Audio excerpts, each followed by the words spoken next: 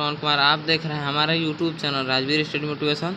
दोस्तों, आज की वीडियो में हम हिस्ट्री क्लास 10th के चैप्टर 2 का पार्ट 1 करने जा रहे हैं। इससे पहले मैंने चैप्टर 1 का जो पार्ट 1 पार्ट 2 है दोनों करा दिया है। 2 क्वेश्चन MCQs कराए हैं, MCQ इसी में भी करेंगे।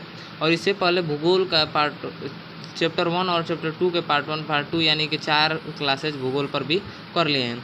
आज की वीडियो में हम हिस्ट्री के चैप्टर 2 के पार्ट 1 को करेंगे जो क्लास 10th का है। तो आइए शुरू करते हैं। पहला क्वेश्चन देखिए, कह रहा है कि गांधी जी दांडी यात्रा किस तिथि को आरंभ की। गांधी जी ने दांडी यात्रा किस तिथि को आरंभ की।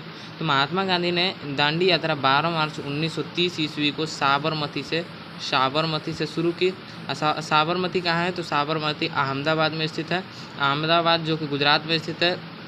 साबरमती से शुरू की और 24 दिन तक पैदल चलकर दांडी तक पहुँचे और दांडी पहुंचकर नमक के कानून को उन्होंने तोड़ा। तो तब से इसे दांडी यात्रा के नाम से जाना जाता है। तो याद रखिएगा, दांडी यात्रा 12 मार्च 1930 ईस्वी को किया गया, मैंने स्टार्ट किया गया, आरंभ किया गया। बढ़ते हैं अगले क्वेश्चन, दूसरे क्वेश्चन की तरफ। दूसरा क्वेश्चन देखिए क्या करा कि गांधी जी ने असहयोग आंदोलन की शुरुआत कब की। तो महात्मा गांधी ने असहयोग आंदोलन की शुरुआत 1 अगस्त 1920 ईस्वी को की, जिसे नान कारपोरेशन के नाम से जाना जाता है। नान कारपोरेशन के नाम से जाना जाता है। याद रखिएगा, कभी कभी पूछ देता है कि नान कारपोरेशन किसे कहते हैं और असहयोग आंदोलन ऑप्शन में रहेगा, उसे सही टिक कर देना है। तो महात्मा गांधी ने असहयोग आंदोलन की शुरुआत कब की? 1 अगस्त 1920 की, याद रखिएगा। और दांडी यात्रा के कब की? 12 मार्च 1930 ईस्वी को। बढ़ते हैं अगले क्वेश्चन की तरफ। तीसरा क्वेश्चन देखिए। तीसरा क्वेश्चन कह रहा है कि इंडियन नेशनल कांग्रेस का संस्थापक किसे माना जाता है। तो आपको बता दें कि कांग्रेस का संस्थापक जो है A.O. ह्यूम को माना जाता है।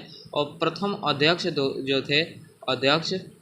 जो कांग्रेस के प्रथम अध्यक्ष थे व्योमेश चंद्र बनर्जी ने।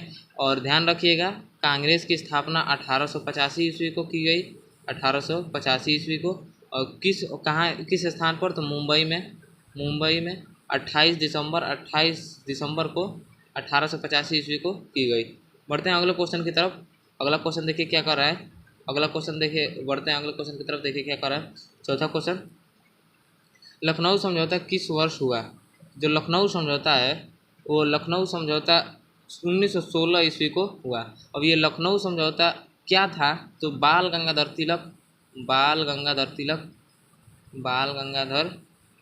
तिलक और जो है कि मोहम्मद अली जिन्ना के बीच हस्ताक्षर हुए एक समझौते पत्र पर, जिसे लखनऊ समझौता के बीच कहा जाता, लखनऊ समझौता के नाम से जाना जाता है। उसमें क्या था? सांप्रदायिक दंगों को रोकने के लिए हस्ताक्षर किए गए।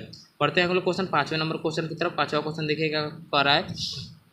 जलियांवाला बाग हत्याकांड के उपरांत किसका गठन हुआ। तो जलियांवाला बाग हत्याकांड के उपरांत हंटर समिति की स्थापना हुई। और किसने की? अंग्रेजों ने। ये इसका क्या काम था? तो इसका काम था कि जलियांवाला बाग हत्याकांड से मतलब कि उसके प्रेरित होकर जो नेता भारतीय लोग थे, जो नेतृत्व करता, यानी कि जो उसमें भारत के विदेशियों के लिए जो रास्ते में कांटे की तरह आते थे, उनके लिए जो प्रदर्शन करते थे, उन्हें प्रदर्शनकारियों को पकड़ के उन्हें सरकार के सामने पेश करना और उनको सज़ा देना। तो वही हंटर समिति का कार्य था, जो कि जलियांवाला बाग हत्याकांड के उपरांत आई। जलियांवाला बाग हत्याकांड कब हुआ? 13 अप्रैल 1919 को।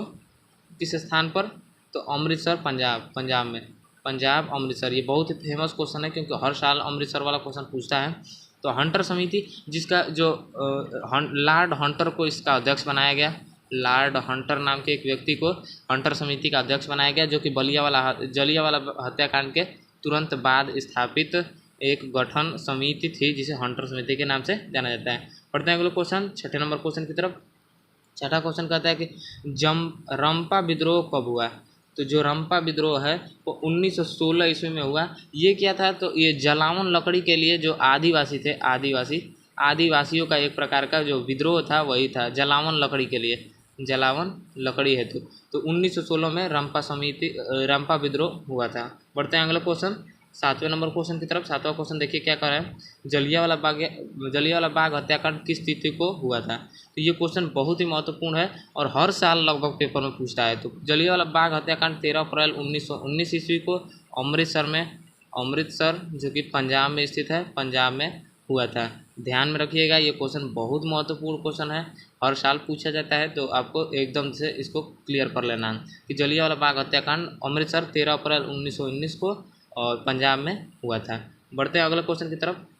अगला क्वेश्चन देखिए कह रहा है कि गदर पार्टी की स्थापना किसने और कब की। तो गदर पार्टी की स्थापना लाला हरदयाल ने 1913 ईस्वी में की थी। तो 8वें क्वेश्चन का सही उत्तर हो जाएगा सी ऑप्शन। बढ़ते हैं अगले क्वेश्चन 9वें क्वेश्चन की तरफ। 9वां क्वेश्चन देखिए क्या कर रहा है कि राष्ट्रीय सेवा संघ संसद की स्थापना कब और किसने की। तो राष्ट्रीय सेवा संघ और संघ की स्थापना कब और किसने की। तो 1925 ईस्वी में बी के हेडगेवार ने की थी। किसने, बी.के. हेडगेवार ने। बढ़ते हैं अगले क्वेश्चन 10वें नंबर क्वेश्चन की तरफ। 10वां क्वेश्चन कह रहा है कि गांधी जी ने नमक कानून किस तिथि को भंग किया। तो मैंने अभी बताया 6 अप्रैल 1930 ईस्वी को दांडी पहुंच करके महात्मा गांधी ने नमक कानून तोड़ा था, जिसे दांडी यात्रा के नाम से जाना जाता है।